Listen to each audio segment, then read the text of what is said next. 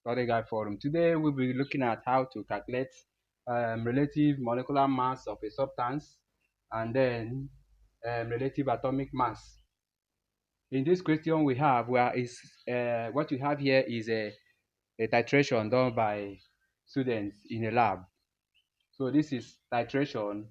In the titration, we are going to use this titration method to calculate the relative molecular mass and the relative atomic mass. So in the question, it says that A is a solution of tetraethyl 6 acid containing 0.05 mole per dm cube of the solution. B is SOH, that is S hydroxide, containing 4.1 gram per dm cube of the solution. Now, this is the table of the titration done by the students. Now, in this table, we are to use the information we have here to calculate the relative molecular mass. Now, let's continue. You say that look, we have our equation of reaction, and say the next one said that calculate the concentration of A in mole per dm cube, concentration of B in mole per dm cube, relative molecular mass of XOH, that is S hydroxide, and then the value of X. So what we do here, based on the information we have, the first thing going to do is to calculate the average volume of A used. So to calculate the average volume, what we do here is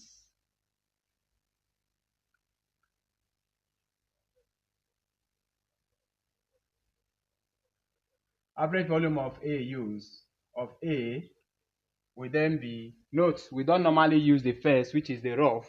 We don't normally use the rough in our calculation of average volume.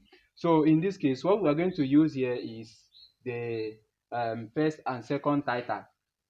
So what we have here is the first one, we have plus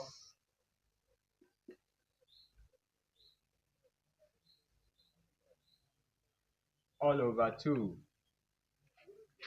Now, it's important that in every titration, whenever you do your titration, you make sure that you are using a range that is not too far from the other. If you look at this, you find out that the difference between the first titration and the second titration is just 0.1, which is relatively good for the analysis. Where it is more than 0.2, it means that you are not likely to use it. So it will give you a lot of to give you some percentage of error in your calculation. So looking at that, we know that we are going to use it. We have a 25.50 and 25.60. So now, taking the average we have, it will give us 51.1 over 2. That will give us 25.60 cm cube. That is what we have as our average titration. Now to continue, the next thing we do here is to use our formula, the formula that we normally use in our calculation of this. In our formula, the formula that is the next question, we are calculating concentration of B in mole per dm cube. Concentration of B in mole per dm cube. To get this thing done, we need this formula or relation.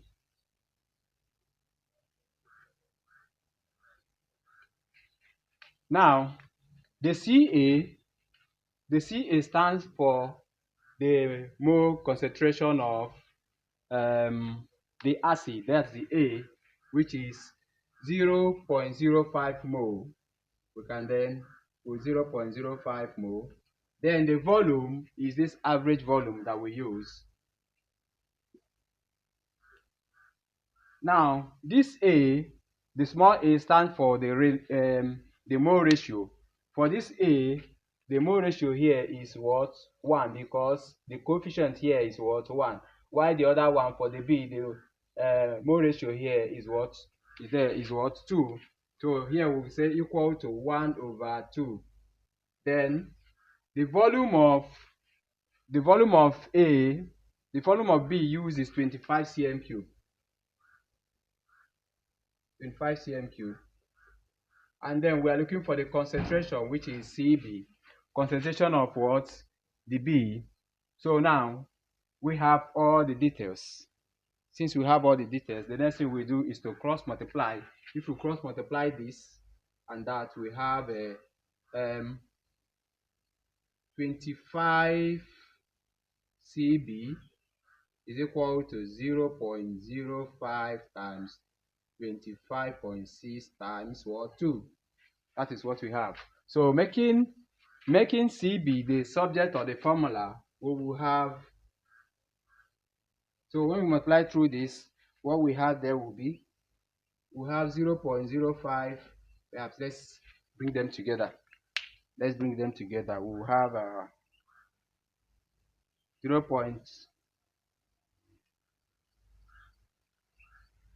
0.05 times 25.6 times 2. That will give us 2.56 divided by 25. That will give us, okay, let's divide it through. We have 20 divided by 25.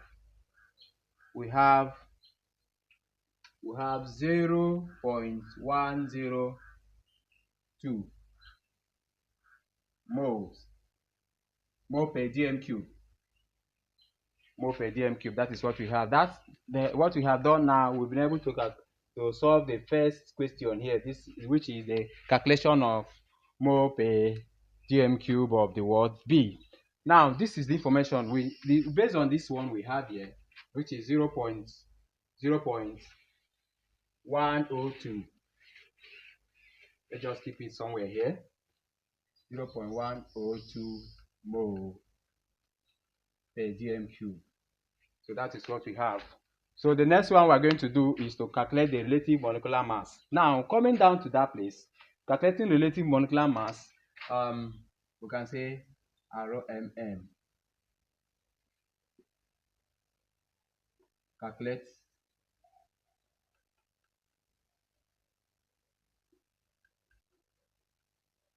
RMM, relative molecular mass.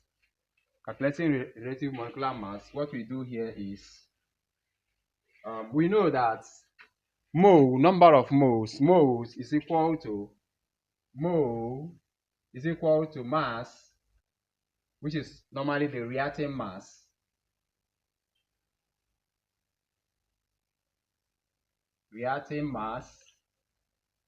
over what? Relative molecular mass, or molar mass, as the case may be. In fact, the difference between relative molecular mass and molar mass is just that molar mass has a unit, which is gram per mole. Then we're looking at relative molecular mass here. We have mole, we have mass. The mass of this S hydroxide is already given to us, which is 4.1. Now, which is the mass is equal to what? Mass is equal to 4.1 gram.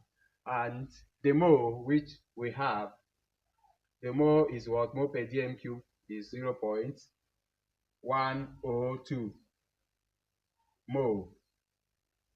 Now, the relative molecular mass is the one that we don't know, which we are going to calculate, which is the one we don't know, question mark.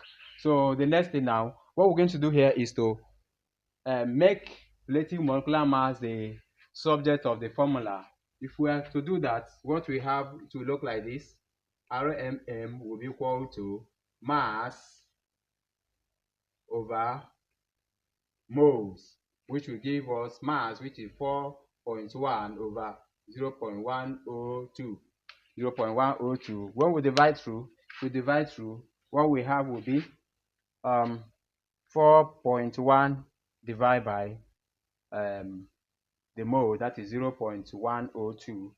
We have, what we have there is equal to 40.0 4. 14.04. This is what we have. So the next thing we are going to do now, this is the relative molecular mass. Remember, relative molecular mass does not have units. So this is what we have. So the next thing we are going to do now to calculate the last one, it says that the value of x. To calculate the value of x, we know that the relative molecular mass now the value of x. So now we know that relative molecular mass is equal to what we have here. You can say SOH is equal to SO. That means 40.04 is equal to XOH. Then we know that hydrogen there is 1. Let's put it there, 1. Oxygen there is 16. And X is what we don't know. So when we add up what we have here, 16 plus 1, we have 17 plus what? X. 17 plus X equal to 40.04. So making S the subject of the formula, we will have it to be 40.04 minus 17.